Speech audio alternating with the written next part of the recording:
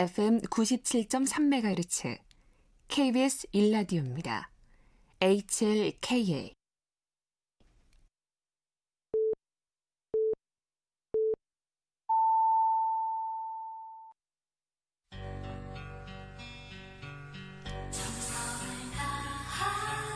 정성을 다하는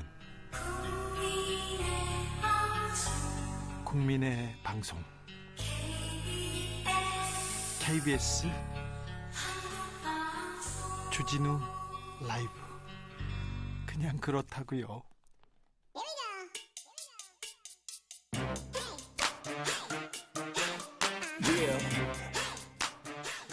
오늘 절대 놓치면 안 되는 뉴스를 향한 진지한 수다, 기자들의 수다. 라이브 기자실을 찾은 오늘의 기자는 은지옥이요. 시사인 김은지입니다. 분위기가 좀 바뀌었네요. 주진우 라이브에서 분위기 바뀌었습니다. 네. 봄이 오는 소리가 들리고 있습니다.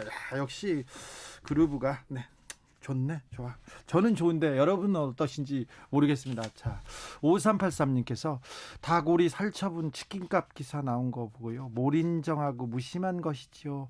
이러나 저러나 죽어야 할 운명인 것은 참 측은하고 마음 아프지요. 참 안 됐습니다. 그래요, 가끔 또 좀 미안하기도 합니다. 자, 첫 번째 뉴스로 가보겠습니다. 네, 국회의원 107명이 사법농단 판사 탄핵을 제안했습니다. 107명입니다. 탄핵 소추안을 발의하려면 국회 제적위원 3분의 1 넘어야 되는데 많이 모았어요. 많이 모았어. 네, 그렇습니다. 그러니까 100명이 기준인데요. 그 100명을 넘어선 사람들을 확보했고요. 예? 그리고는 150명 이상이 모이면 탄핵안이 가결됩니다. 네. 그렇기 때문에 사법농단 판사 탄핵 논의가 급물살을 탈지 주목이 되고 있는데요. 그러면 150명만 모으면 되는 일이었으니까 이거 의지가 있으면 뭐 예전에 될 수도 있었네요. 예, 그래서 그런 비판들이 굉장히 많이 나오고 있고요. 늦었지만 지금이라도 하자라는 것이 이 소장 의원들의 움직임입니다. 네. 임성근 부산고법 부장판사와 이동근 서울고법 부장판사가 1차 타겟인데요. 부장판사라고 하면 그런가 보다 하는데 고법 부장판사들은 차관급입니다. 차관급이에요. 예, 독립되어 있는 존재가 굉장히 고위직 판사라고 할 수 있는데 네. 이탄희, 류호정, 강민정, 용해인, 그러니까 각 당의 의원들이 다 같이 모여서 22일 국회에서 기자회견을 열었습니다. 네. 물론 국민의힘 의원은 빠지긴 했는데요. 네. 법원도 인정한 헌법 위반자에 대한 탄핵소추는 국회 의무다 이렇게 주장하면서요. 그렇기 때문에 국회는 직무유기를 중단하고 헌법에 정해진 절차대로 직무를 다하는 국회의 모습을 역사에 남겨야 한다. 이렇게 밝혔습니다. 역사에 남겨야 한다. 자, 임성근, 이동근 부장판사, 이분이 사법농단 판사잖아요. 물론 양승태, 임종원, 박병대, 높은 사람에서 쭉쭉 오다 보면 고법 부장도 거기에서 조금 아래쪽인데, 탄핵 대상으로 지목된 이 아래쪽에 있는 분들이 탄핵 대상으로 지목된 이유는 뭡니까? 네, 선발이 됐는데요. 굉장히 디테일한 사실들이 있습니다. 예. 두 사람 모두 소위 박근혜 세월호 7시간 칼럼을 썼던 가토다스야 전 상케이 신문 지국장의 명예훼손 재판과 관련된 혐의를 받고 있습니다. 네. 이동근 부장판사는 이 사건 재판장이었고요. 임성근 부장판사는 이 사건에 개입을 했다고 합니다. 어떻게 했어요? 네, 법정에서 박근혜 7시간 관련 기사가 허위라는 점이 입증됐다고 밝히라. 이런 식으로 재판 진행에 적극적으로 개입을 했다고 하고요. 네. 심지어 임 부장판사는 자기 재판도 아닌데 해당 판결 선고문을 미리 받아서 직접 수정본을 만들기도 했다고 합니다. 아니, 판사가 법과 양심에 따라서 판결하고 판결문을 써야 되는데 그 선고문을 가져다가 수정본 내가 먼저 고쳐줄게 이렇게 해라, 이런 식으로 재판을 농단한 거예요. 그렇죠. 그 과정에 개입했기 때문에요. 결과조차도 믿을 수 없다라고 볼 수밖에 없죠. 아니, 재판은 이게 공정하고 이게 독립돼야 되는데 재판에 개입했다니까요. 그런데요. 네, 게다가 임 부장판사는 선고 당일에도 가토 전 지국장을 선처해달라고 하는 외교부 뜻을 알리기도 했다고 합니다. 외교부 뜻을 알려요. 일본의 뜻입니다. 외교부 뜻이 아니라. 네, 일종의 대변인 역할을 한 셈인 건데요. 예. 그래서 직권남용 혐의로 기소가 됐습니다. 하지만 무죄를 받았고요. 이 사법농단 판사 직권남용, 직무유기, 직권남용에 대해서는 거의 무죄 받고 있습니다. 계속요. 네, 그래서 당시 여론이 비판적이었습니다. 다만 임성근 부장판사의 행동이 법관의 독립을 침해하는 위헌적 행위다라는 부분이 판결문에 남겨져 있다고 합니다. 위헌적 행위예요. 위헌적. 헌법을 위반했다. 그런데 왜 무죄예요? 네, 형사소송법과 형사법과 그 헌법이 다르기 때문에 당시에 사법부가 그렇게 판단을 했던 것으로 이건 보이는데요. 법을 가지고 좀 장난치는 것 같아요. 네. 장난치는 것 같아요. 네, 이제 그래서 국회의 몫이다라고 이제 넘긴 것도 있는데요. 그렇죠. 예. 예, 그렇기 때문에 국회가 나서서 이들 법관을 탄핵해야 한다. 이렇게 의원들이 나섰습니다. 판사님, 제가 법을 잘 몰라서 그런데 지금 이건 말이 안 돼요. 위헌적 행위라고 해놓고 무죄다 이렇게 하면 어떻게 해요? 네, 법을 헌법재판소 어겼어요. 역할이라고 보는 거죠. 법을 어겼는데 죄가 되지는 않는다. 아, 네. 자, 근데 이 두 분 퇴직이 얼마 남지 않았어요. 네, 맞습니다. 그래서 시간이 얼마 없다라고 두 분이 하는데요. 네, 두 분이 사표를 냈지 않습니까? 네, 그래서 임성근 부장판사는 판사 연임 심사를 포기해서 2월 말 임기 만료 사직할 예정이라고 하고요. 이동근 부장판사는 사직서를 냈는데 사흘 후인 오는 28일 수리된다고 합니다. 네. 이들은 판사 퇴임 후에도 변호사 개업이 가능하다라고 하는데요. 이런 상황에서 법원이 위헌적 행위를 이미 확인한 임성근 부장판사 등을 탄핵하겠다라는 것이 이번에 나선 국회의원들 뜻이고요. 네. 반헌법적 재판 개입에 경정을 울리겠다라는 거죠. 법원에서 이렇게 법관에 대해서 법관의 위법한 행위, 위헌적인 행위에 대해서 판결을 내리지 않는다면 국민의 대표인 국회에서 나서겠다. 이게 취지인데요. 어찌 되는지 어떻게 되든 사상 초유의 일인데 지켜보겠습니다. 네, 매우 중요한 내용입니다. 제가 기자 생활 20년 했는데 사법농단 이처럼 크고 중요한 범죄는 없었습니다. 네, 굉장히 피고인의 입장에서도 그리고 일반 시민의 입장에서 어떻게 이런 일이 있을 수 있나라는 놀라움을 계속 연속이었던 사건이었는데요. 죄를 졌으면 갈등이 있으면 법원에 가서 물어보잖아요. 판사님한테 판결을 받고 그러면 그걸로 갈등이 끝나고 죄를 끝내는데 그 재판이 법대로 되지 않았어요. 양심대로 되지 않고 이 외부의 이게 로비, 입김, 지시에 따라서 재판이 됐다는 거는 굉장히 법원의 독립, 굉장히 위헌적인 일입니다. 굉장히 중요한 내용인데 관심은 좀 적어서 김은지 기자가 지금 가져왔습니다. 자, 다음 뉴스는요. 네, 체육계 성폭력 폭력 사건 관계자들이 연이어 중형을 선고받았습니다. 조재범 전 코치, 안주현 트레이너 두 분 얘기죠? 네, 그렇습니다. 쇼트트랙 국가대표 심석희 선수를 3년여간 상습 성폭행한 혐의로 기소가 됐던 조재범 전 코치가 지난 21일 1심에서 징역 10년 6개월형을 선고받았습니다. 어린 선수를 가르쳐야 되는데 상습적으로 성폭행을 저질렀어요. 네, 앞서서 폭력 혐의로 기소가 된 바가 있고요. 심석희 선수가 추가로 성폭행 혐의로 고소를 해서 두 가지 혐의로 재판을 받았습니다. 때리고 폭행하고 성폭행하고.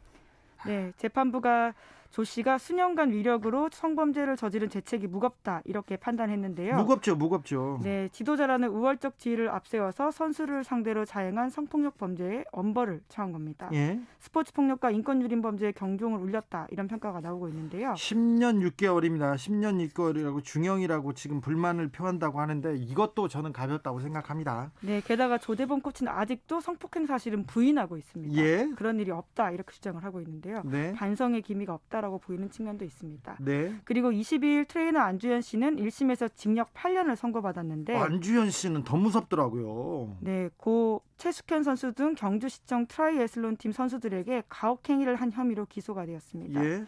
일명 팀닥터로 알려진 안 씨가 2018년부터 의사가 아님에도 선수들을 상대로 물리치료 행위를 벌인 혐의가 있고요. 돈도 받고 네, 게다가 선수들 성추행하고. 뺨도 때리는 식의 폭행 행위도 있었고 강제추행, 유사강간 혐의 등이 있습니다. 아직도 스포츠계 폭력 행위가 근절되지 않고 있는 걸 보면 굉장히 안타까워요. 제 친구들도 운동하다가 그만둔 친구들 많은데 다 선배 그리고 코치 선생님이라고 해요. 코치님도 아니고 코치 선생님의 폭행 때문에 많이 그만뒀습니다. 물론 운동 열심히 안 하고 그만둔 가출한 친구도 있습니다만 근데 아무튼 좀 안타깝습니다. 그때 폭력이 조금 체육계 폭력 이거 근절돼야 되는데 나아지지 않습니다. 네. 고 최숙현 선수 재판에는 그 아버지가 참석했는데 굉장히 안타까운 얘기를 하더라고요. 네, 아버지가 재판이 끝난 후 기자들과 만나서 이렇게 이야기했는데요. 피해자들이 겪은 고통에 비해 초범이란 이유로 검찰 구형보다 약한 형량이 선고된 것이 아쉽다라는 건데요. 네. 지난해 12월 결심 공판 때 안 씨가 받은 검찰 구형은 징역 10년이었습니다. 네.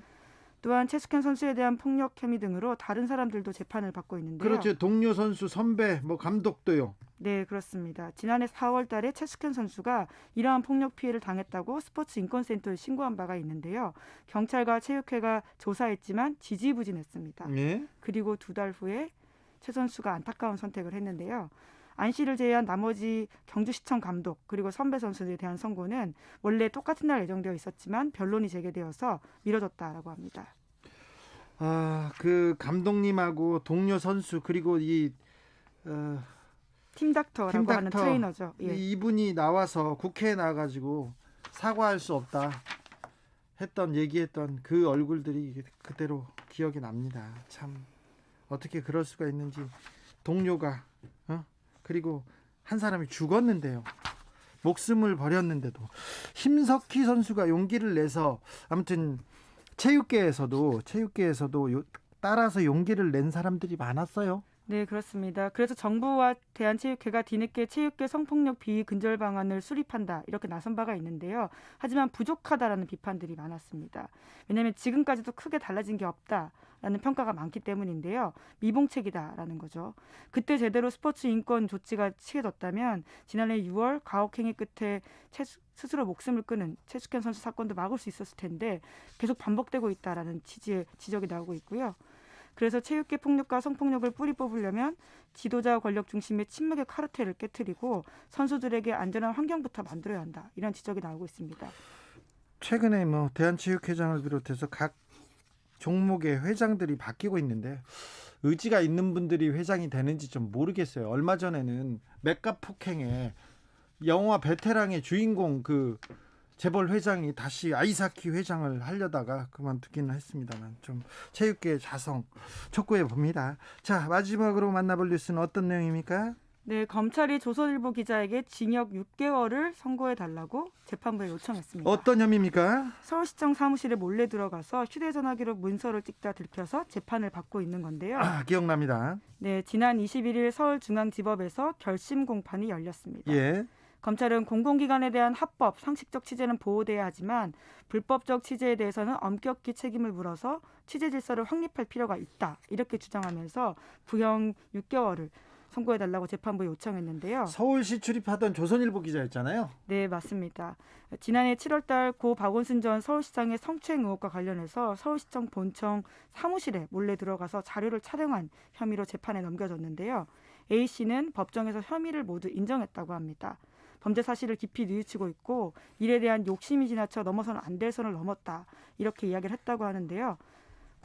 선고 공판은 다음 달 18일 열릴 예정이라고 합니다. 이거 어떤 방에 들어가서 몰래 자료를 훔쳐오거나 자료를 찍어온다. 이거 명백한 취재윤리 위반인데요.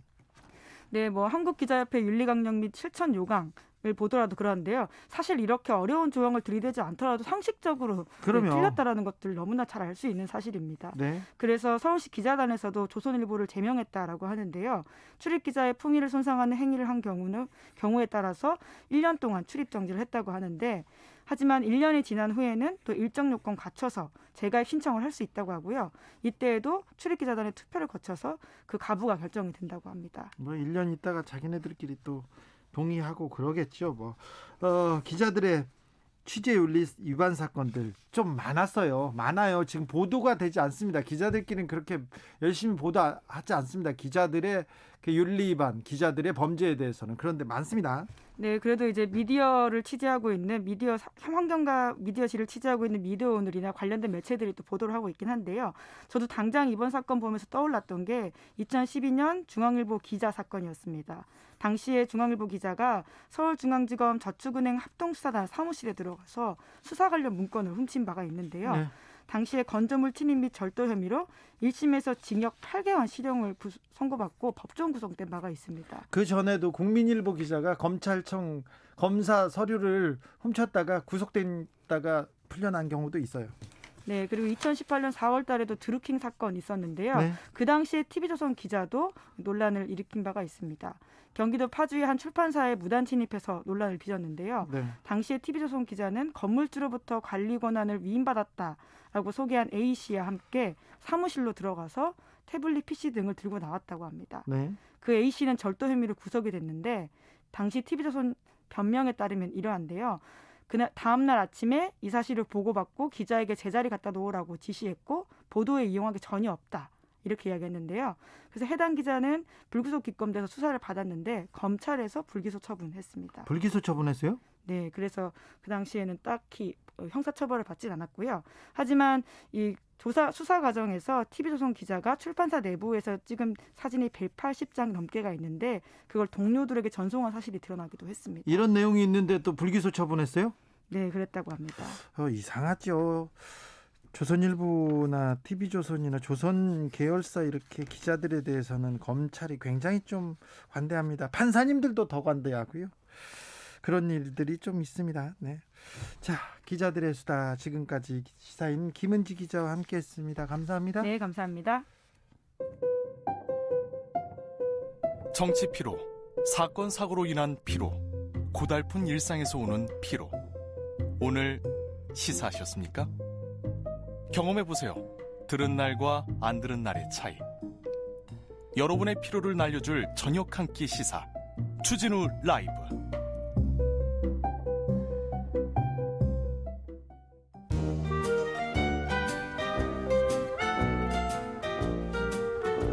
민생이 먼저다. 함께 잘 먹고 잘 사는 법 찾아보겠습니다. 민생과 통하였느냐. 생생민생 통.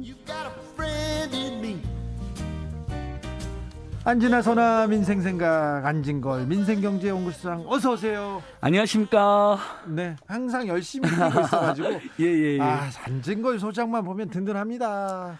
이제 그래서 지난주에 정말 기쁜 소식이 우리 국민들 모두가 걱정했던 택배 과로사 근절을 위한 사회적 합의기구에서 6번 회의 끝에 합의가 타결이 됐습니다. 그렇죠, 합의했어요. 이거 너무 기쁜 소식이잖아요. 그렇죠. 이런 뭔가 갈등이 있고 어려움이 있을 때 모든 이해관계자가 다 참여해서 네. 그래서 그거 제가 오늘 설명 준비했는데 그 전에 더 지난주에 주진우 라이브에 출연했을 때 더 호응이 있었던 게 무엇이냐. 네. 우리 국민들께 돈이 되는 정보. 돈이 되는 왜냐? 정보. 지금 제3차 재난지원금이 좋긴 하지만 선별적으로 지원되잖아요. 예. 그래서 설 직후에 4차 재난지원금은 두 번째 전국민 재난지원이라는 논의가 지금 논란이 있잖아요. 네. 근데 3차 재난지원금 못 받는 분들 입장에서는 저희들이 알려주는 정보로 네. 돈을 지금 벌고 계시는 거예요. 예. 그래서 지금 카드 포인트 오늘 확인했는데 다시 한번 이야기가 됩니다. 무려 1,100만 명의 국민이 2주 동안 1,500억을 돌려받으셨어요. 자, 신용카드 포인트를 현금화하는 방법을 체크카드 알려드렸어요. 포인트까지 다 포함해서요. 네. 카드 포인트만 치시면 됩니다. 네. 아직도 1,100만이 이용했다는 것은 우리나라 신용카드 가입자가 5천만이 넘거든요. 네. 어린아이들 빼고는 대부분 2-3장씩 있잖아요. 네. 아직도 이용 안 하신 분이 그렇게 많다는 겁니다. 저는 안 했습니다. 예, 그러니까 주진우 앵커님 같은 분도 안 했는데 어떤 분이 제 페북에다가 그분이 약사신데 네. 그 대금 결제를 신용카드로 많이 한 거예요. 118만 원을 받았다고 댓글 달아서 큰 화제가 되고 있습니다. 오, 네. 예, 이건 진짜입니다. 거짓말 네. 아니라 저처럼 조금 받은 분도 있는데 무려 2주 동안에만 1,100만 명이 1,500억을 돌려받으셨다. 예. 아직도 더 많은 국민이 안 받고 계시다는 거잖아요. 네. 그래서 카드 포인트만 치면 바로 연결된다. 2, 3분이 안 걸린다. 네. 이거 그다음에 또 하나 매우 중요한 정보입니다. 네. 휴면 예금이나 휴면 보험금을 되찾아준다는 이야기는 들으셨을 텐데 네. 역시 이걸 잘 몰랐고 이용을 못한 분이 많은데 그 모르는 자, 저도 모르는 저의 통장이 어딘가 그러니까요. 있고. 자, 이걸 설명해 드릴게요. 예? 어카운트 인포라는 앱을 깔기만 하면 됩니다. 아니면 예. 영어를 저기 전라도식으로 전라도 말인 줄 알았어요. 저는 제 고향은 한반도입니다. 그리고 네네. 저는 분단을 인정하지 않고 한반도인데요. 네. 자, 어카운트가 이제 계좌라는 뜻이잖아요. 네. 인포메이션에 주만 인포해가지고 이 앱만 깔면 네. 지금 이 순간에도 제가 방금 전에 하고 왔어요. 네. 얼마나 좋냐면요. 휴면 예금하고 휴면 보험금이 다 계좌가 조회가 됩니다. 그래서 또 돌려받을 수 있어요? 현금으로 돌려받습니다. 아이고, 네. 그 다음에 더 하나, 네. 저도 깜빡하고 있었던 소액예금 계좌들 있죠. 예. 예전에 가입해놓고 깜빡하고 잊어먹었던데 잘 그렇죠. 이용 안 하니까. 몇만 원씩, 저도 몇몇 몇십만 원. 은행인데 제가 지금 찾아오니까 그렇게 해서 3만 원이 들어있는 거예요. 아, 네. 그래가지고 제가 지금 이것을 계좌번호 입력하니까 현금으로 바로 들어와요. 바로요? 이거 다른 겁니다. 그러니까 자 카드 포인트에서 현금화하는 거하고 완전히 다른 겁니다. 이건 휴면 예금, 휴면 보험금, 그 다음에 본인 아직 휴면 예금까지는 안 됐는데 본인도 깜빡하고 있는 소액 예금 계좌들 흩어져 네. 있는 거 예. 이걸 현금으로 바로 넣어줍니다. 네. 제가 2만 얼마 지금 바로 받았습니다. 아, 그래요? 정말입니다. 너무 기쁩니다. 아, 네. 이거 지금 없는 살림에 땅 파면 나오냐고요? 2, 3만 원이 어딥니까? 네. 그래서 요 두 개. 근데 이 카드 포인트나 휴면 예금은 휴면 보험금이나 소액 계좌나 어카운트 인포를 깔면 다 됩니다. 그게. 어카운트 인포. 예. 유성아님께서 예, 앱을 깔면 됩니다. 소장님 덕에 저도 어카운트 인포 포인트로 어카운트 인포로 예. 49,000원 돌려받았어요. 그러니까요. 49,000원 그래서 나왔습니다. 만약에 앱을 못 가는 분들 있잖아요. 어르신들 네. 중에. 그러면 서민금융진흥원 공공기관입니다. 1397 콜센터로 자, 1397 예. 콜센터. 1397 콜센터를 알아두시면 좋은 게 휴면요금, 휴면보험금, 소액계좌를 조회할 수뿐만 아니라 그다음에 서민들이 돈을 빌리는데 소액으로 빌리고 그 저리로 빌리고 싶은 때 있잖아요. 네. 1397이 안내를 해줍니다. 그러니까 아, 네. 어차피 1397 콜센터는 알아놓으시면 좋습니다. 네. 그다음에 통신비 복지 할인 1523 콜센터도 항상 다시 한번 말씀드리고요. 통신비 복지 할인 1523 320만 명이 못 받고 있습니다. 한 번에 한두 개만 해야지. 너무 많은 정보. 그러니까 이제 네. 반복적으로 잊지 마시라고. 자, 그리고 오늘 기쁜 소식이 한국이 작년 1인당 국민 총소득이 G7으로 진입했다는 기쁜 소식도 있습니다. 네. 그런데 아니 우리나라 국민들이 평균적으로 G7에 들어가면 뭐하냐. 아직도 서민 중산층 어려우니까 오늘 이런 정보를 제가 드린 것이고요. 예. 자 이제 택배 합의 말씀해드리겠습니다. 택배 합의 자, 과로사 정말 방지 대책이 나왔어요. 우리 기사님들 합의했어요. 과로사 당하니까 택배 시키기도 무섭고 죄송했는데 드디어 합의가 됐습니다. 28년 만에 그 문제가 됐던 공짜 노동 예. 아침 일찍 나가서 분류 배송. 7시간을 분류하는 해서 자기 차에다 실는 데까지 7시간이 걸리는 거예요. 산더미처럼 쌓여있는 그 짐들을 이것을 앞으로는 택배사가 하기로 전격적으로 합의가 됐습니다. 이렇게 네. 하기로 했는데 보수 언론에서는 택배비 오르나 이렇게 얘기했더라고요. 택배비가 참. 나중에 오를 수도 있겠죠. 그런데 택배비가 예를 들면 지금 2,500원 안팎인데 예. 여기서 100원, 200원 오르는 거 우리 국민들이 감당하겠다는 것이고요. 그리고 그렇게 벌써 초를 치면 안 되는 게 택배비 올리는 내용은 없습니다. 왜냐하면 오히려 이번 합의에 어떤 내용이 있냐면 그 물건을 제조해서 판매하는 분들이 있죠. 그러니까 화물주, 그래서 화주라 그러잖아요. 네. 화주들이 그동안은 백마진을 600원 안팎을 받았어요. 택배법 1월 8일 날 시행된 통과된 택배법이라든지 이번 사회적 합의에 보면 백마진은 이제 앞으로 안 받기로 했습니다. 그렇기 때문에 그 600원이 택배사나 위탁대리점 그다음에 택배기사님들한테 갈 수가 있잖아요. 그러니까 택배 단가 인상 없이 지금 당장은 이 조치가 가능한 겁니다. 예. 이 조치가 포함됐는데 제일 중요한 것은 어쨌든 기사님들 과로사 그러면 확 근절될 것이고요. 네. 심야 그다음에 배달도 뭐 안 하기로 맞습니다. 했죠. 그 분류 작업을 택배사가 책임진다는 건 제가 여러 번 말씀드리지만은 결국은 사람을 뽑게 되어 있습니다. 그렇죠. 그래서 CJ 대한통 기준으로 10,000명 정도를 뽑아야 되거든요. 오, 많이 그럼 뽑네요. 일자리가 늘어나게 되는 네네. 겁니다. 그러니까 예. 이 정책은 너무 좋다. 그다음에 기사님들이 지금 저희 지난주에도 소개해드렸는데 새벽 3시, 4시, 6시까지 배송하다 그분이 쓰러지셨거든요. 네. 앞으로는 원칙적으로 9시까지만 배송을 합니다. 네. 근데 설날이나 추석 때는 10시까지 배송을 해주고요. 그래도 물건이 넘치잖아요. 그러면 하나는 그 다음날 늦어도 괜찮아. 이게 합의가 된 것이고요. 예. 그다음에 그래도 물건이 넘치면 택배사에서 사람을 더 뽑으면 됩니다. 네. 이것도 역시 일자리가 늘어나는 거예요. 기사님들은 기본적으로 이제는 9시, 늦어도 10시 안에는 다 일이 끝난다. 그런데 네. 너무 좋은 얘기만 나와서 이렇게 합의가 잘 됐을까요? 노동자들한테 유리하게만 됐을까요? 저는 좀 불안한 게 좀 그렇죠. 네, 우리는 불안한 항상 게 생겨요. 이렇게 잘 합의가 되는 나중에 이행이 안 되는 경우가 많았잖아요. 작년 말에도 택배사들이 국민한테 약속했던 걸 잘 안 지켜서 문제가 됐었거든요. 네. 근데 이번 합의는 택배사가 일방적으로 발표한 게 아니라 국회에서 집권 여당의 중재하에 정부 부처, 국토부, 환경노동, 고용부까지 다 모이고 네. 택배사들 모두 참여하고 네. 대리점도 다 참여하고 네. 택배 노동자들도 모두 참여하고 심지어 시민 소비자단체가 다 참여했어요. 네.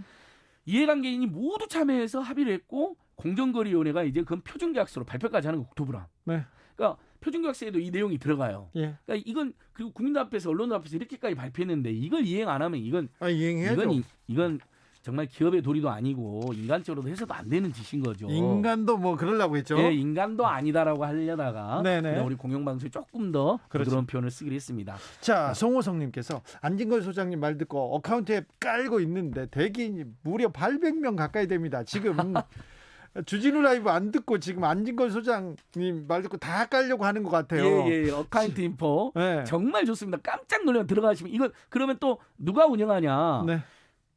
신용카드 포인트는 금융위원회에서 나서서 정부가 나서서 여신전문금융협회가 요 인포 어카운트 인포는 역시 금융위원회나 금융당국과 연관이 되는 금융결정, 그러니까 다 공공기관이 운영하고 있는 거기 때문에 네. 안심하고 비용도 안 들고 네, 알겠습니다. 정말 대단하면 들어가시면 깜짝 놀라야 돼요. 자, 좀 기다려야 되니까 주진우 라이브 끝나고 들어가시면 돼요. 예. 자, 천천히 가셔도 됩니다. 자, 다음 이야기로 넘어가 볼까요? 다음 이야기 정말 우리 자영업자들이 지금 너무 답답한데요. 만약에 제가 오늘 확진자 통계를 보니까 대전의 그 선교센터만 아니었으면 그럼요. 200명대예요. 200명대. 아까워요. 그러니까 정말 저는 자기 전에 항상 100명씩 200명씩 줄어들으라고 기도를 하고 자거든요. 근데 자 어쨌든 확인이 됐으니까 잘 추적해서 다 이제 잘 그 치료하면 확진자 줄어들 거 아닙니까? 네. 그래서 만약에 200명대로 이번 주에 내려가면 다음 주에는 이제 방역 단계 완화가 논의될 텐데 5주 가면 그것도 기다리기 어려운 자영업자들이 밤 10시까지 1시간만 연장해달라는 캠페인을 하고 계세요. 예. 바이러스가 야행성은 아니지만 사람들이 막 다니다 보면 더 걸릴 수밖에 없잖아요. 네. 그러니까 9시 조치를 이해를 하는 거예요, 우리 국민들이. 근데 아, 그렇죠. 그래도 너무 9시면 너무 애매하다는 거예요. 네, 7시에 감염병 문 때문에 열어서. 조이기는 해야 되겠는데 조이면 이 민생이 어렵고 그러니까. 민생을 그래서- 풀어주면 또 감염병이 또 올라가고 그래서 지금 자영업 단체들이 시민단체들하고 모였는데 입장이 두 가지예요. 어떤 분들은 1시간만 연장해달라는 캠페인 하고 계시고요. 예. SNS에서. 어떤 분들은 공식적으로 민주당 을지로위원회가 간담회에서 12시까지는 하게 해달라. 네. 근데 이건 민주당도 결정을 할 수가 없는 거죠. 네. 결국은 12시까지 또는 10시까지 연장을 건의해도 방역당국에서 오케이를 해줘야 되는데 그렇죠. 지금으로서는 저는 다음 주에는 10시까지라든지 이렇게 완화돼야 된다고 봅니다. 근데 전제가 이번 주에 200명이나 100명대로 떨어졌으면 좋겠어요. 그러면 정말 조금 우리가 덜 걱정하면서 가벼운 마음으로 4인도 한 10인 이하로 풀고 방역도 9시, 10시라든지 11시까지로 연장하면 좋겠다는 생각인데 네. 중소상공인들이 오죽하면 이런 캠페인 하고 있다는 이야기를 드리고 그래서 더더욱 우리가 마음을 모아서 이번 주에 200명, 100명대로 가자. 한번 가보자. 네. 이렇게 호소드려봅니다. 호소하고 응원하겠습니다. 참 그런데 서민들을 위해서 손실보상법 검토하겠다 계속 이것도 얘기하는 큰 거. 화제가 되죠. 이거 자, 어떻게 봐야 됩니까? 자, 그 전에 제가 맨날 들고 왔던 그 임대료 멈춤법은 영업 금지면 임대료의 뭐 50%를 임차인이 50%만 내고 나머지 50%는 정부하고 임대인이 합쳐서 낸다 이런 문제였잖아요. 예? 영업 손실은 더 나아가서 평균 3년 동안에 평균 매출이 있을 거 아니에요. 네. 12월 한 달 동안 만약 문을 닫았다면 그러면 영업 금지인 경우는 최대 70%, 영업제 아니면 최대 60%, 임대료가 아니라 매출액의 70%나 60%를 지원해 준다는 개념입니다. 네. 이건 헌법 23조에 보면 국가가 공공의 목적으로 재산권을 제한하면 그게 대해서 합리적인 보상을 해줘라 돼 있기 때문에 헌법에 맞는 겁니다. 지금은 보상을 안 해줘서 문제가 된 거잖아요. 헌법에는 맞는데 홍남기 경제부총리가 이런 식으로 하면 100조 원 이상 드는데 이게 현실적으로 100조 원까지는 안 들 겁니다. 근데 실효성이 그렇게 많이 드는 것처럼 이제 너무 겁을 주시는 것도 문제이고 나라 국가를 지키는 그분의 입장은 이해는 되지만 그러다가 나라가 쓰러지기 전에 국민이 먼저 쓰러지면 무슨 의미가 있습니까? 네. 국민 없는 나라는 있을 수가 없습니다. 네. 그러니까 그 관점이 우선해야 된다는 지금 지적을 받고 있는 건데요. 6897님이 주 기자님 저 안 소장님 물 한 모금 드시게 하세요 이렇게 하는데 아니요. 아닙니다. 아니, 원래 이런 분이세요. 예, 예. 괜찮아요. 이게. 우리 시민 여러분, 애청자 여러분, 저 물 먹을 시간도 없습니다. 지금 아주 정상적이에요. 돈 되는 정보도 지금 더 드려야 되기 때문에 네. 그래서 이 법안이 민병덕 의원 법안이 지금 제출이 됐는데요. 네. 이 부분은 여야 의원들 사이에 공감대가 확산되고 있습니다. 예. 왜냐하면 이번에 만약에 방역 단계가 완화돼서 조치가 영업 제한이 풀린다 하더라도 언제나 또 반복될 수가 있잖아요. 우리가 그렇죠. 앞으로도. 또 올 수도 있지 그래서 않습니까? 그동안 제가 법제도를 살펴보니까 정말 감염병 상태에서 영업 손실 해준다, 영업 손실 보상이라는 규정이 없는 거예요, 아예. 예, 없어요. 그래서 얼마 전에 저희들이 호프집, 그다음 PC집 사장님하고 참여연대랑 민생경제연구소가 헌법소원도 냈던 거거든요. 위헌이다 이것은. 네. 그래서 돈이 많이 들어가는 건 맞지만 우리 공동체가 한 번은 합의하고 넘어갈 문제다. 공동체를 위해서 강제로 영업을 못하게 하는데 회사원하고 비교를 하는 분들이 있어요. 네. 회사원은 어쨌든 지금 다니고는 있지 않습니까? 아, 그럼요. 물론 일을 잃은 실직자하고는 비교할 수 있어요. 네. 그러니까 영업 금지하고 비슷한 것이 실직이잖아요. 네. 그 노동자 입장에서는. 그러면 코로나19 때문에 실직하신 분에게도 그에 준하는 보상을 하자는 논의는 생산적입니다만 왜 자영업자를 돕냐? 이것은 건강하지가 않아요. 왜냐하면 우리 공동체 때문에 이분들에게 일방적으로 영업을 금지시켰잖아요. 네. 장사 잘하고 있던 분들을. 자, 7933님이 저는 40대 파출부입니다. 하루하루 성실하게 살고 있는데 너무 힘들어요. 소상공인도 힘들겠지만 저 같은 비정규직 노동자들 대출이라도 좀 가능하게끔 도움을 주셨으면 좋겠어요. 얘기합니다. 자, 그래서 아까 제가 알려드린 번호가 1357로 하면 서민금융 대출이 됩니다. 저리의 대출. 정부가 보증하는 1357을 이용하시고요.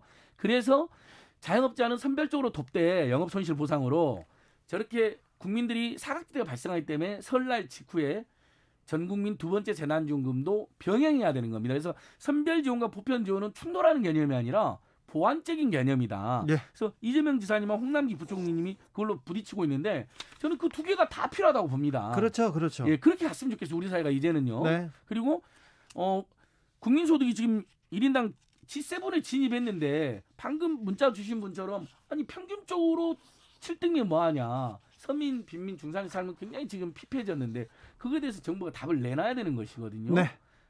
답을 내놓으라고 더 크게 소리치겠습니다. 그 답이 영업 손실과 선별적인 영업 손실 보상과 한편으로는 전국민 보편적인 재난지원금 한 번 더 주고 그다음에 카드 포인트라든지 휴먼예금 같은 거 찾아주는 이런 정책들 더 많이 내놓고요. 일단 그 카드, 네. 휴면 계좌부터 휴면 챙기십시오. 보험금, 네. 소액 계좌, 네.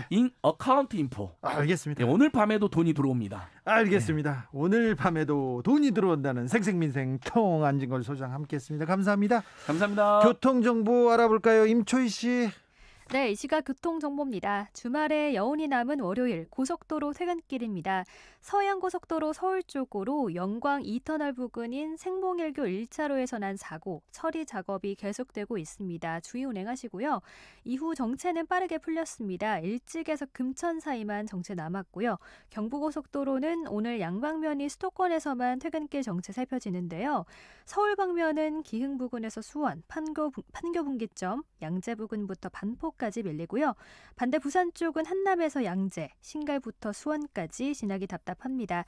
용인 서울고속도로는 용인 쪽으로 금토 영업소부터 고기 분기점 사이 막히고요. 수도권 제일순환고속도로 판교에서 구리 쪽으로는 송파부터 광암터널 부근, 하남 분기점에서 구리 남양주 요금소까지와 구리에서 제속도 못 내고요.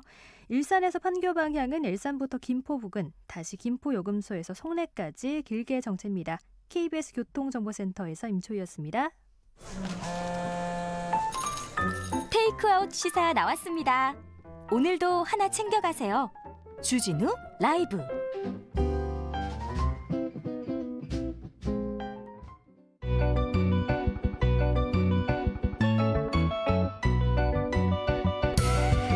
한층 날카롭다. 한결 정확하다. 한편 세심하다. 밖에서 보는 내밀한 분석, 정치적 원의 시점. 국회 원내 상황, 국회 안의 상황을 오늘도 정치권 상황을 원외에서 더 정확하게, 더 내밀하게 분석해 드립니다. 최민희 전 더불어민주당 의원 오셨습니다.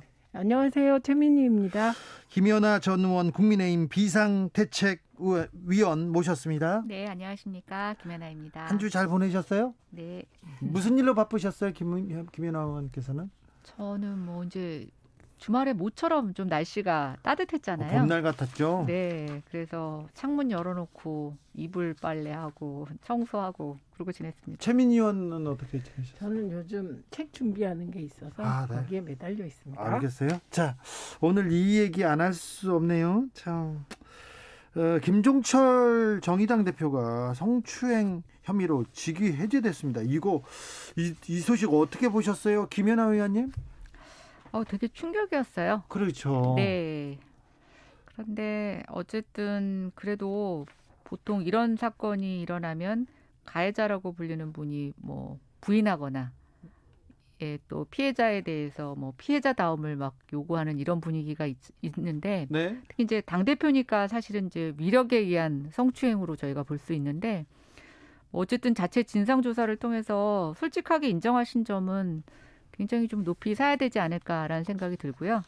특히 지금 이번 저희 서울시하고 부산시 재보궐선거가 이제 진보 진영의 사실은 성추행으로부터 비롯된 건데 굉장히 변명하고 피해 호소인이라고 지칭하고 조금 자기들의 잘못에 대해서 솔직하게 인정하지 못했던 민주당의 모습에 비해서는 저는 굉장히 담백한 조치였다고 생각이 됩니다. 그럼에도 불구하고 네. 이런 일은 좀 반복되지 않아야 될 것 같아요. 네. 네. 김연아 의원이 약한 부분으로 쏙 치고 들어옵니다. 최민희 의원. 쓰리 쿠션 네. 비판. 네. 우선 민주당이 오거돈 부산시장의 성추행 사건에 대해서 뭐 변명하거나 그런 적 없죠. 왜냐하면 그 부분은 피해 당사자가 너무나 깔끔하게 처리를 했기 때문에 일단 사안이 발생하자마자 부산 여성단체에 신고했고 이게 선거에 악용되기를 원하지 않는다. 선거 끝나고 바로 어떻게 해라. 이렇게 합의까지 금방 해냈기 때문에 이 부분은 뭐 처리 과정을 뭐라고 얘기할 수 없을 것 같아요. 문제는 서울인데 이건 복잡하죠. 당사자가 유명을 달리했기 때문에 사실 진상을 어떻게 해볼 수가 없어서 이게 민주당 내에서 복잡할 수밖에 없는 사안이었다고 생각합니다. 그래서 우선 서울시장과 부산시장 선거 요인이 민주당으로 인해 발생했다 사실이니까 이 부분을 부정해서도 안 되고 뭐 송구하게 생각하지 않을까 민주당도 이렇게 봅니다. 그런데 네. 정의당 사태가 터지자마자 기다렸다는 듯이 민주당을 끌어들이는 건 조금 저는 뭐 사실 이럴 때 친구에 나오는 대사가 기억납니다. 많이 묵었다 아이가 뭐 네. 이런 거 생각나고 야권에서는 국민의힘에서는 진보 진영 성추행 DNA 있나 이렇게 하면서 총공세에 나섰습니다. 그거는 말이 안 되죠. 이거 제가 제 입으로 말할 수 없는데 오히려 보수 정치권에 이런 일이 많이 있었고요. 최근에도 큰 의혹이 제기됐는데 웬일인지 그 의혹에 대해서는 언론이 보도조차 안 하고 있는 것이 더 문제가 아닌가 합니다. 조만간 뭐 문제가 되겠죠?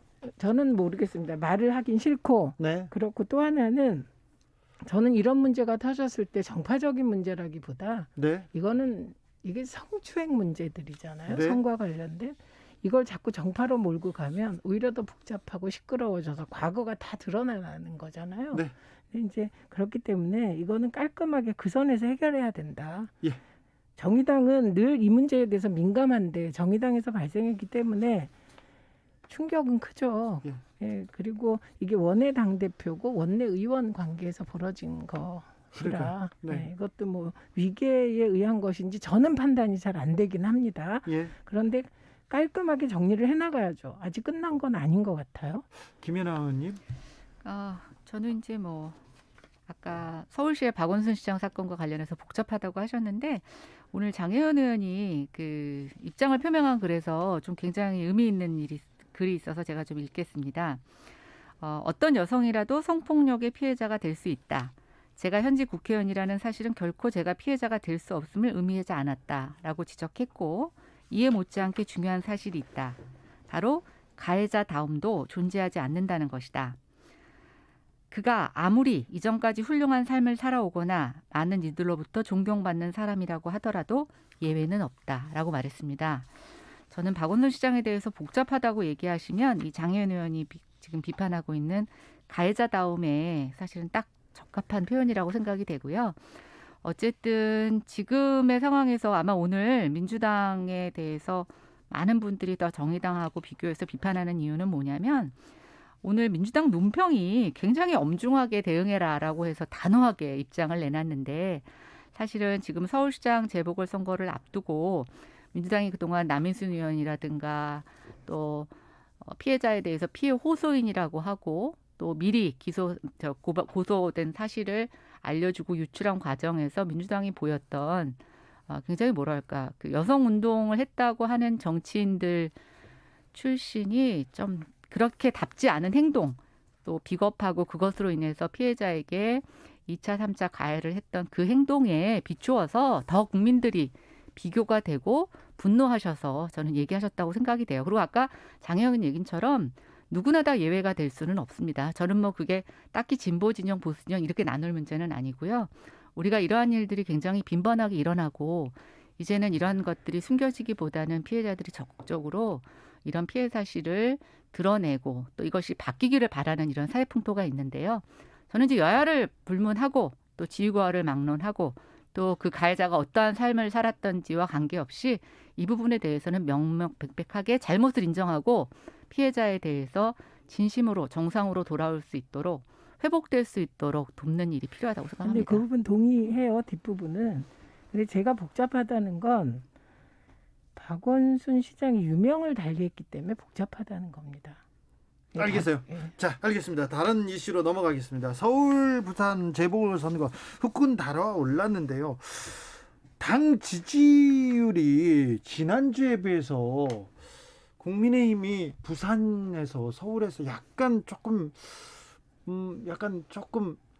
기울기가 조금 떨어지는 그런 모습을 보이는데 왜 그렇다고 보십니까, 김연아 의원님? 그래서 이제 저희 내부적으로는 뭐 여론조사에 이렇게 일희일비하지는 않습니다. 네. 그러나 두 군데 다 저희가 굉장히 만만한 선거라고 보지는 않고요. 네.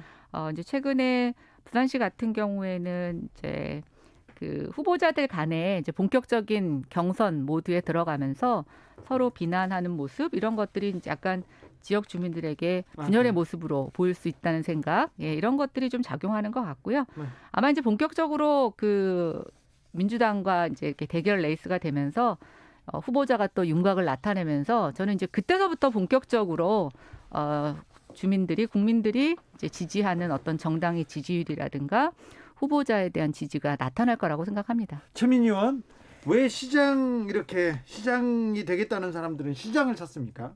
평소에도 가요. 평소에도? 이상호 의원 평소에도 거기 시장이 있거든요. 네. 서대문에 많이 가요. 네.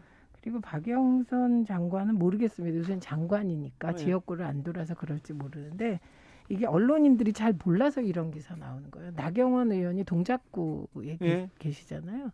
제가 그 식당에서 만난 적도 있어요. 물론 시장 식당. 예, 식당. 네. 그러니까 식당을 도는 거 많이 봤고 어묵 먹는 거 많이 봤습니다. 이게 네. 언론이 유독 문제 삼는 거고 평소에도 이렇게 한다. 네. 예, 그래서 주로 이제 시장에 가서 밥 먹어요, 국회의원들, 정치인들. 일부러라도 그렇게 합니다. 사람들 많이 보이는데. 당연하죠. 왜냐하면 노출이 가장 중요하기 때문에 저는 뭐 워낙 어묵을 좋아해서 그래요? 호떡 먹방 뭐 그냥 좋아서 먹는데 네. 그 이러다 보면 또 맛있어져서 먹는 거라 이 부분은 조금 저는 언론의 지적이 네. 언론인들이 시장 가서 어묵 잘 안 먹는구나 네. 이렇게 생각했습니다. 선거철만 되면 좀 가서 시장 가서 먹방한다 이렇게 좀 아닙니다. 네, 근데 그거는 저도 최민희 의원님하고 동의하는데 그 주중에서는 여의도에 계시니까 네. 시장을 안 가시지만 보통 지역구 의원들은 주말에는 네. 지역에 이렇게 여러 식당도 돌고 시장도 돌면서 또 어느 지역은 이렇게 매일 시장이 열리는 게 아니라 뭐 5일장 이렇게 열리는 경우도 있기 때문에 매일 갈 수는 없지만 자주 들리시는 걸로 알고 있습니다. 저는 지금 시장 선거 두고 고민정 의원이 오세훈 전 시장을 약간 좀 비판했잖아요. 네.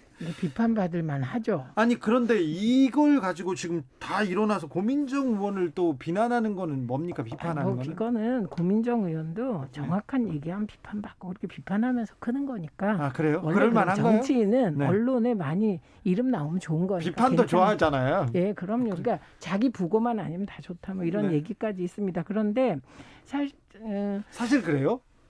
네? 사실 그래요? 저는 아닙니다. 저는 약간의 결벽증이 있어서. 김연아 의원도 그러진 않죠. 저분 김연아 의원님도 약간 저랑 비슷할 것 네. 같긴 한데 근데 오세훈 시장은요.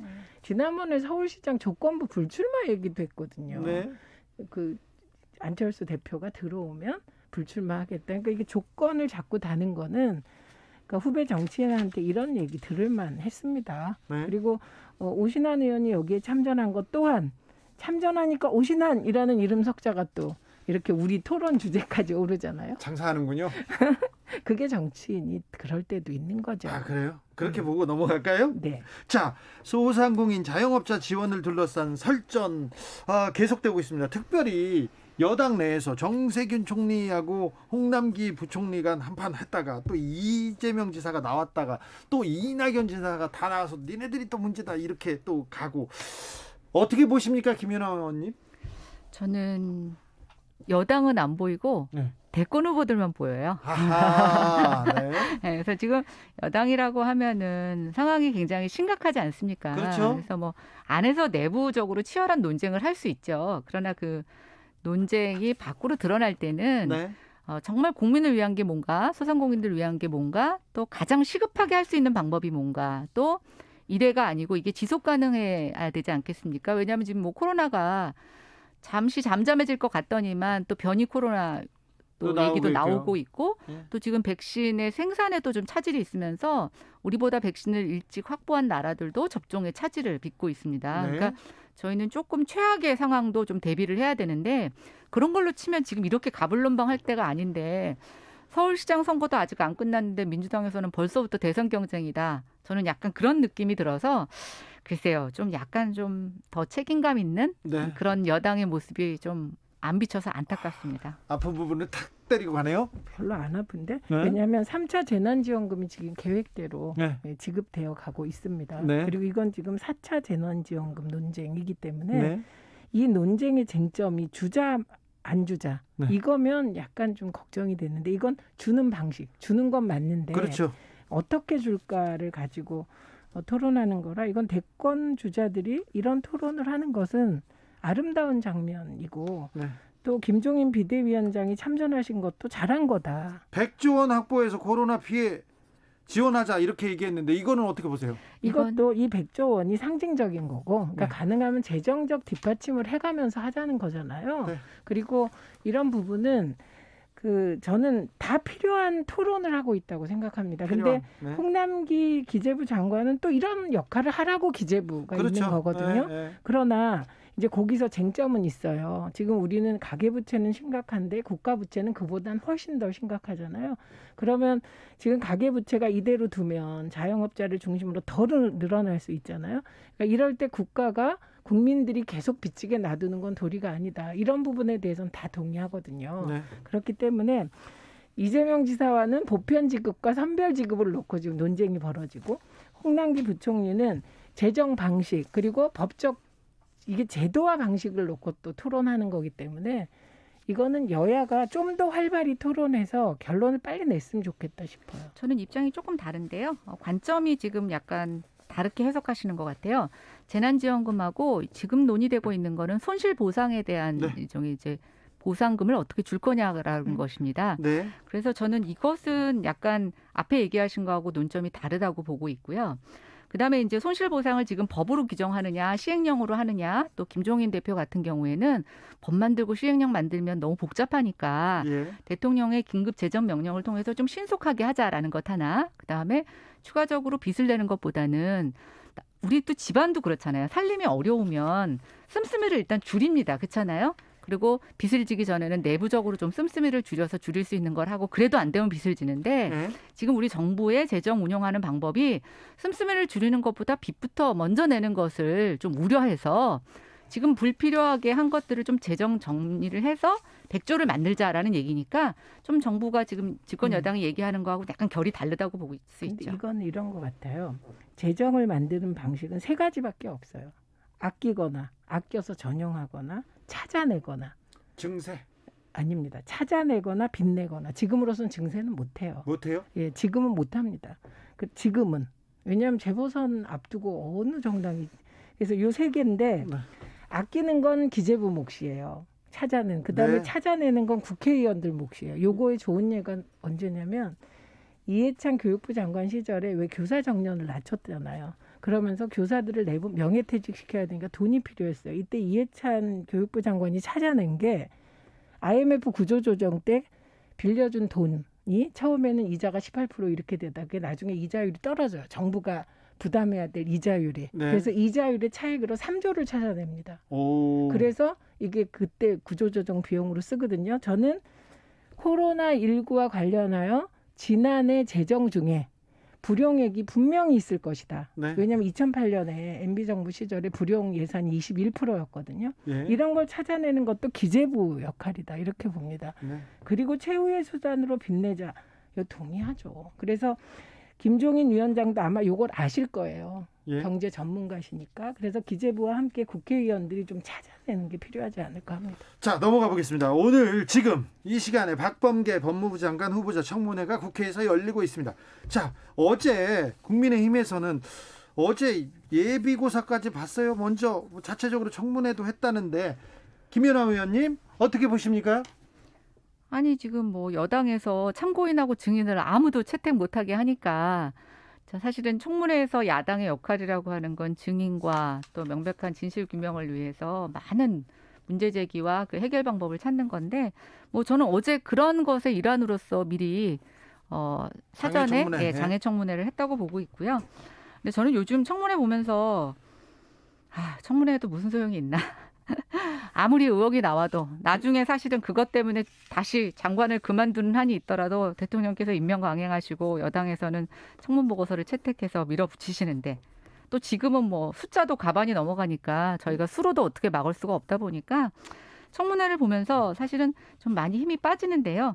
그럼에도 불구하고 이런 청문회 과정에서 야당에서 제기하는 의혹들이 국민들이 보시기에 정말 이분이 제대로 장관 역할을 수행할 수 있는지 또 과거에 살아온 어떤 정치적인 행보가 지금 이분이 말하는 것과 언행이 일치하는지를 조금 서로 점검할 수 있는 그런 중요한 계기가 됐으면 좋겠다는 생각을 갖고 있습니다. 청문회 어떻게 보세요? 우선 야당이 김 빠지는 상황입니다.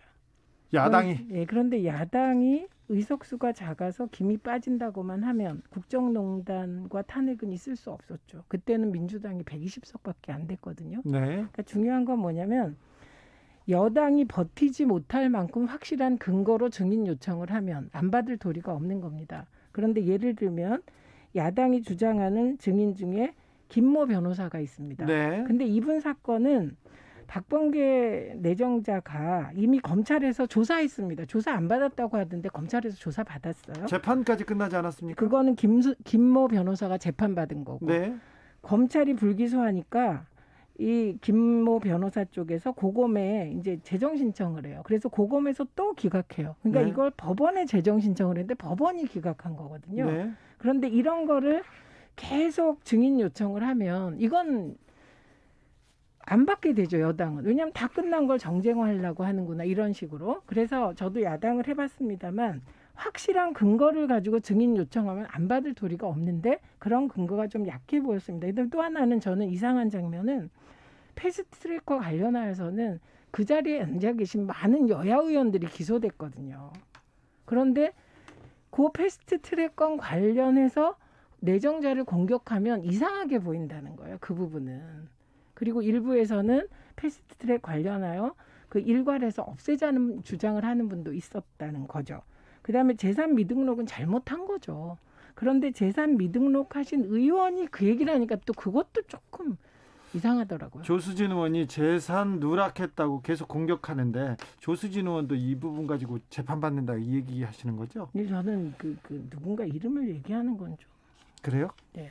조수진 의원 얘기 아닌가요? 네. 자, 김연아 의원 어떻게 보세요? 근데 그렇게 치면 지금 장관 하신 분들 중에도 네. 물어볼 자격이 없는 분들이 과거 다른 장관들 때 질문들도 많이 하셨고요. 예. 또 증인 채택 같은 경우도 저는 그렇게 생각해요. 지금 야당이 수적으로 어쩔 수 없는 상태에서 저는 최대한 야당의 의견을 들어줘서 예. 증인 참고인 불러서 정말 그게 아무것도 문제가 없으면 오히려 야당이 망신을 당하는데 뭐가 자신이 없어서 그렇게 사전에 아무것도 못하게 하고 하는 것은 오히려 저는 여당으로서의 그런 여유감 같은 것들이 없고 뭔가 국민들로부터 의심의 눈초리를 살 수 있는 그런 빌미를 제공했다라고 생각이 되고요. 뭐 저는 그렇습니다. 메신저 공격하는 거 뭐 다 그렇게 치면 자격 없는 사람들 많은데 국회의원들은 각자 개인이 아니라 각 지역을 대표하는 국민의 대표로서 그 자리에 나와서 장관 후보자에게 질문을 하는 거지 않습니까? 네. 그래서 저는 그런 의미에서 앞으로의 청문회 좀 분위기, 그다음에 청문회에 대한 여러 가지 문제점들 조금 고쳐줬으면 좋겠다는 생각을 해봅니다. 예, 일단 맞는 말씀인데 중요한 건 그래서 원내 전략이 필요한 거거든요. 네. 그러니까 보통 원내 전략 짤 때 질문을 쭉 놔두고 이건 누가 역할 분담을 하잖아요. 그럴 때 고려하면 좀 더 예쁜 청문회가 될 것 같다 이런 생각이 들고 그다음에 지금 법무부 장관의 청문회라는 건 지금 대한민국에서 그렇게 여당이 야당 편의를 봐줘서 증인을 채택할 그런 장소 같지는 않습니다. 이 장면은 사실 앞에 두 명의 법무부 장관에 대한 야당과 저는 일부 언론의 경우는 특히 일부 언론은 되게 부당한 공격과 사실에 기초하지 않은 보도로 제 표현으로 마녀사냥식이었다고 생각하기 때문에 만약에 그런 상황이 아니었다면 야당이 주장하는 증인을 좀 더 받아줬을 수 있을지 모르나 지금 여기에 대해서 김연아 의원님 마지막 한마디. 네, 항상 나의 상처는 아프고 남의 상처는 덜 아파 보이는 겁니다. 네, 저는 뭐 그 부분에 대해서는 국민들이 더 아실 거라고 생각하고 저는 참 불행이라고 생각하는 건 문재인 정부 들어서 어떻게 이렇게 법무부 장관 후보자마다 국민에게 아픔을